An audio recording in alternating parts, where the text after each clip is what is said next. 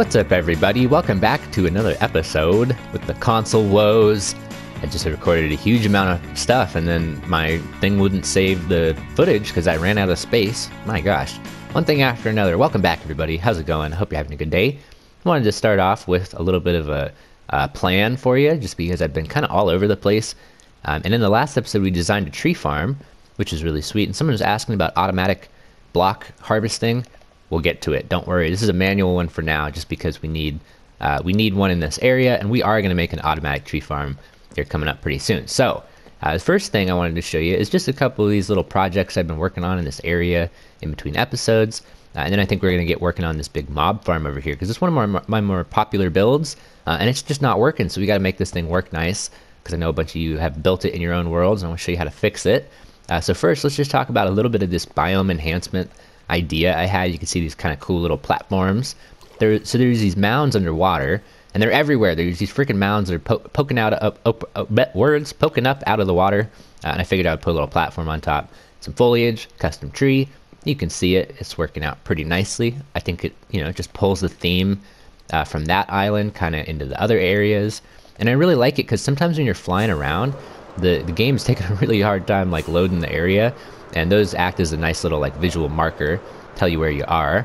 So anyway, you might have seen from the intro, I've been super busy, you guys. Like, I would have included more of this process. You can see behind me. I'll show you that in a minute. But it kind of just happened. So it's been over a year, had this guardian farm. The other night, I just took down the sand walls. For some reason, I was just thinking to myself, I've been waiting until I had an idea. And I realized I'm never going to have an idea until these sand walls are gone. So bam, surprise, no more sand walls. And it's amazing. Took me a couple tries. I've never done this before, so I had to open it up in creative and try it out and see what happens, and then come back and do it in survival for real. And I did it in survival first time, but I screwed it up creative a couple times, so it was fun to do that. Anyway, I wanted to show you guys this place because it's been a while since I've been here. You can see I've added some things, and there's a lot of interesting stuff going on in this farm that I thought you guys might be, interested to hear about. So the original design for this place, let me get a better aerial perspective, was I didn't want to put a giant freaking thing right in the center of our thing.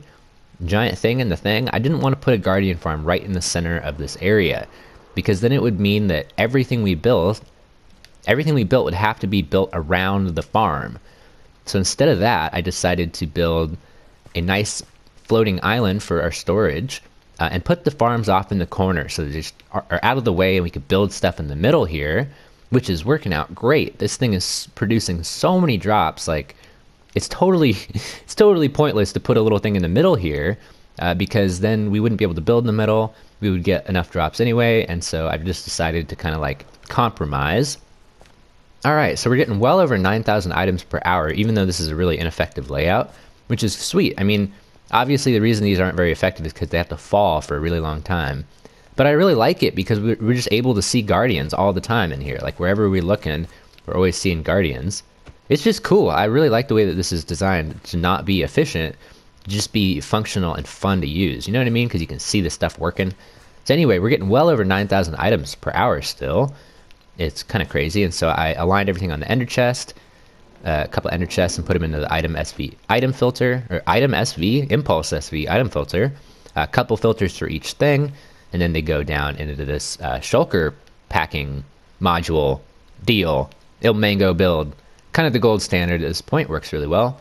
You got extra boxes up here, and then we have a stupid amount of drops in here. No idea what I'm going to do with this stuff yet. I've been crafting things down in this little area. So let's pop down here. I'll show you my crafting box full of my lanterns, getting going on those. And then down here, we got our item elevator. So it comes down through the center. And then I just wanted to show you how all of these water streams collect. So we've got two farms. We got a farm from the right and a farm from the left. We should see it any moment. Oh man, emergency mute, my bad. There you go. So you see the stuff coming out from the left and the right. So that's two different farms. And then those are coming around the corner. It's a big H, right? But instead of having the H collect in the center, it does a little around the corner bend and goes into the other item filter, item stream. So there's three farms coming out of this side. See a bunch of stuff coming through the water right there. And then this is the other farm. So there's one farm this direction, there's three farms that direction. They all collect in the middle. in this weird little arrangement of water. Go around a corner or two, and then come into the item filter. I keep saying the wrong words for all this stuff. It's item elevator. Yeah, super nice, over 9,000 items per hour capable, and it works super well. So there you go. That's how we get everything up there. All right, I had an idea. So there's a lot of things I want to do to this place, and I'm just going to keep it a surprise. I'm going to keep working on it. Next time I work on this a lot, I will include you guys in the process, but I really don't know exactly what I'm going to do with it yet. I have some big plans. So here's another thing I figured I would show you. I've been doing this lately. If you didn't know about this trick, this is a really good X-ray trick. Now, we're on console, so we don't have spectator mode, so I think this is a legitimate thing to do. So if you hop in this bed and you got blocks above you, you can get a X-ray perspective, right? Now, if you just fully sleep, obviously it'll become daytime. You can't do it anymore, so you just got to hop out of the bed before it's done doing its thing. But you can see we got a spawner over there up in the top left. So that's how I actually found that spawner in the top left here, is I was just trying the X-ray trick because I was making sure we had all the caves lit up, right?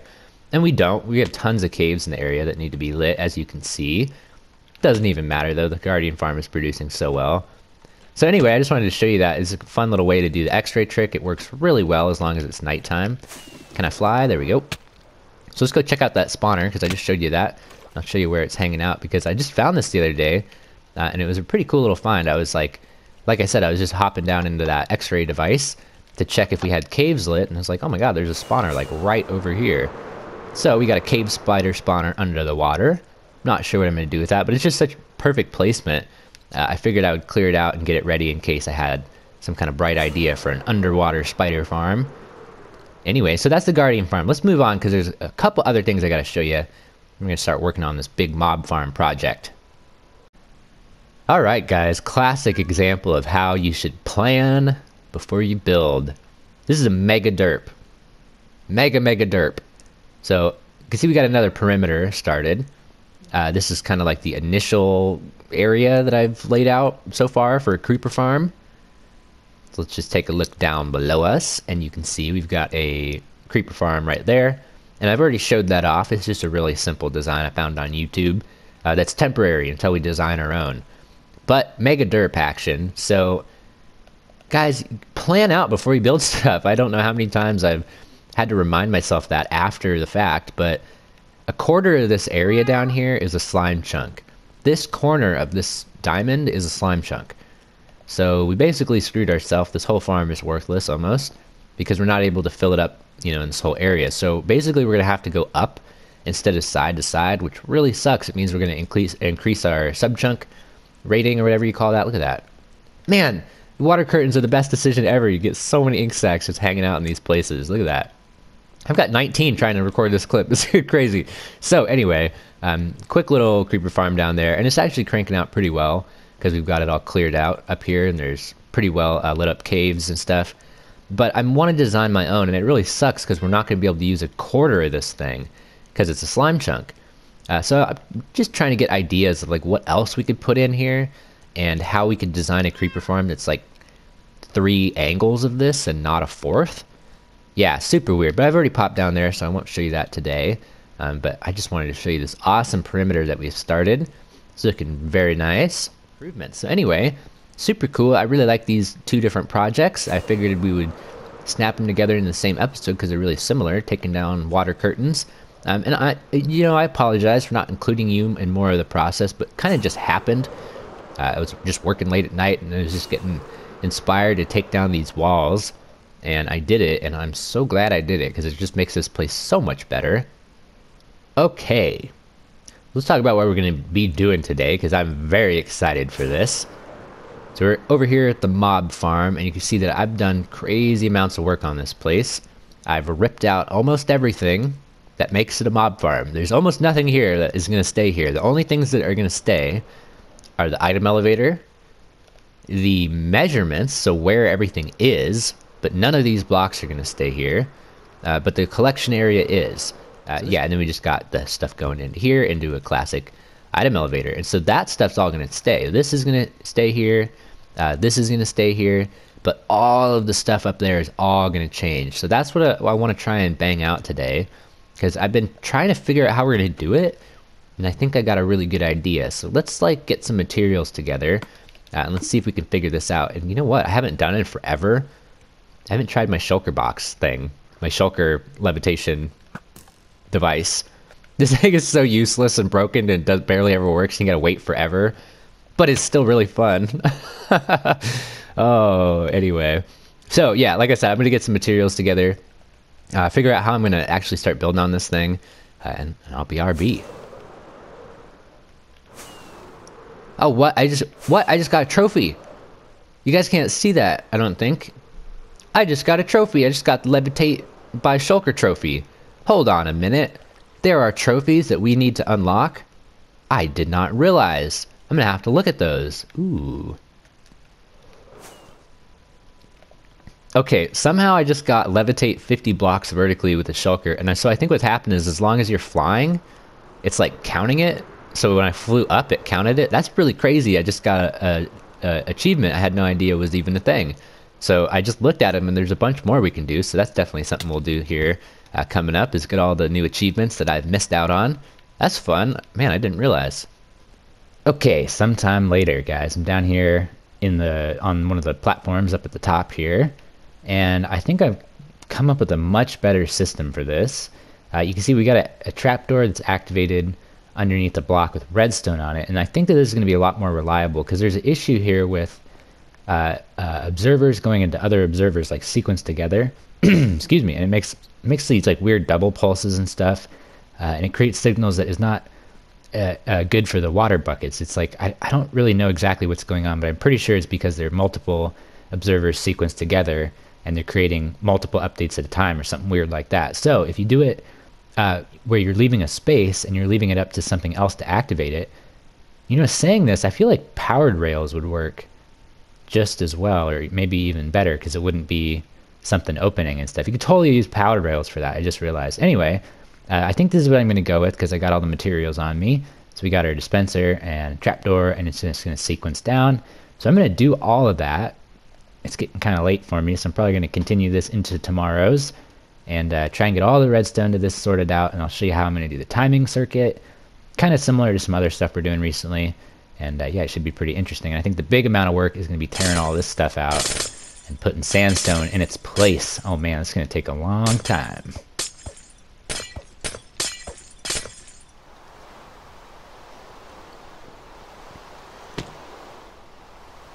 Please go away.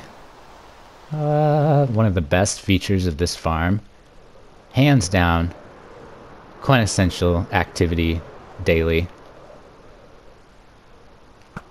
Oh, that was close. Third person creeper hunting via elytra. Oh, dang. I'm gonna get this. Hold on a minute. Seriously, who needs the game achievements? Oh! You can third person shoot creepers at your mob farm. It's like the best feature of this place. Oh, that was epic.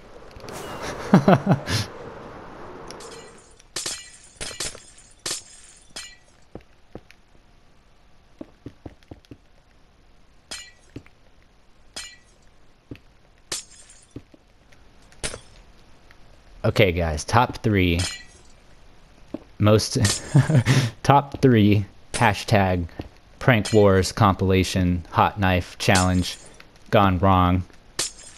Did I get them all? Top 3 most wanted features in Minecraft console edition or otherwise. Hear me out, okay? Number 1, I would like a slider for my volume that can control note blocks and nothing else.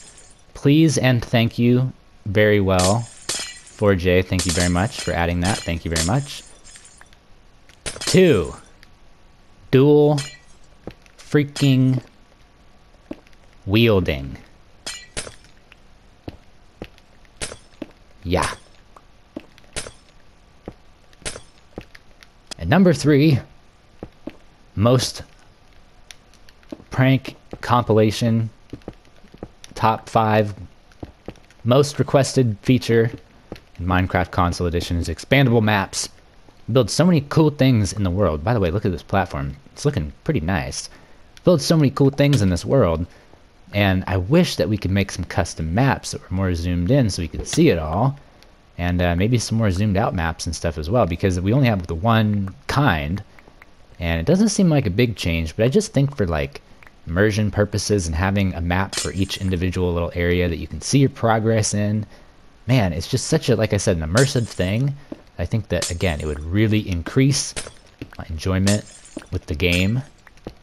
So dual wielding, audio sliders, expandable maps, thank you and please, a goodbye. Okay guys, so I figured we would try and do two birds with one stone kind of thing here. Oh, there it is. There's a freaking llama in another hub. I have no idea where he came from or how he got in here. So let's try and grab this dude. I want to bring him into our new area. I had an idea for this guy, so let's get you on a lead. And you know what? I realized we're going to need something else for this as well. So two birds with one stone. So the first bird is the llama. We want to get him into the area, and I think I'm going to accomplish something else at the same time. So we got an achievement earlier. I want to try and get another achievement that I saw that might be possible to do while we're doing this. A Frostwalker, yes. And let's throw this toolbox back. Okay, so let's throw some of these on. Can we please? Okay, so we got our Depth Strider, and we got a Frostwalker. Sweet. So we should have that ready to go. Let's grab this dude, and let's head over to our portal.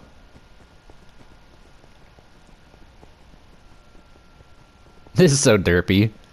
These guys are so derpy and useless. I'm gonna try and find a use for this dude. Okay, he went through. Oh, they're so funny looking. I actually have a few more in a different part of the world. Really? Really? Really? Did he just... Seriously, did... Oh, I hate this game sometimes. Fourier, Mojang, fix your damn game, jeez. Okay, so he just despawned, so forget that. Oh, that sucks. We got more. We'll find another llama. That's so stupid. Anyway, okay, let's do this other achievement because I had this idea. Okay, so I think that this should work. If we walk across deep ocean with the Frostwalker, we should get this achievement at any moment. I don't know what counts as deep ocean, so I guess we're gonna go this direction. Aha! It's called Let It Go. Why is it called Let It Go? Is that a Frozen reference? Anyway, okay, so we got another achievement. Sweet deal. So let's get out of here. I want to show you the progress to this because we're running out of time. I'm going to try something different. I'm going to do a little bit of a shorter episode, and I'm going to do them more often. I forgot to mention that. I'm going to crank out a couple shorter episodes here this week because I got a bunch of cool stuff planned. I think it's going to be fun. So let me show you what I did. Long story short, I put carpet up here because we already had it from before. And I figured instead of doing water, which would probably be way more effective, saying that, I missed a lantern right here. There are lanterns underneath this with too tall carpet everywhere. So that prevents Endermen from coming up here when it gets flushed on those platforms. And like I said, I already had the carpet. So instead of doing water, I just went with the carpet. I don't know really how it looks. I don't know. I think it'd probably be better with water. But anyway, just want to show you this little redstone deal we had here because it's kind of cool. So it's just my new favorite circuit is the AFK activated daylight sensor circuit deal. I've got to come up with like a good name for it because it's pretty dang useful. So if we break this block, and right now I just have it as a block, but obviously we could do it somewhere else. We could put it over there. Lots of stuff's going to change here. I just wanted to be sure that this place was working, and so we could AFK at it. Oh man, it's really hard to see. I got to get some night vision. But you can see that armor stand's getting pushed up with a T flip-flop, and that's being able to be achieved by that sticky piston there with the glass block, and it gets two-ticked by that observer, and the thing gets left there as you can see, and that creates our T flip-flop stable pulse, and then it unpulses a little bit later. Sweet. So this place is working out really nicely.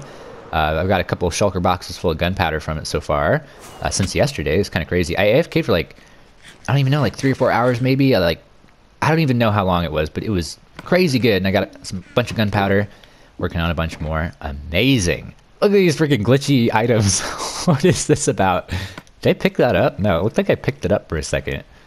That's funny. So, okay, so I think the plan, I don't know if I mentioned it already, I'm going to try and do some more episodes this week than normal, and they're just going to be a little bit shorter. So I think that'd be kind of fun. You guys will have a like a much more increased rate of episodes, which will be interesting, and you get a lot more progress included in the episodes instead of having stuff like this where I like finish it all up and just show you what I did.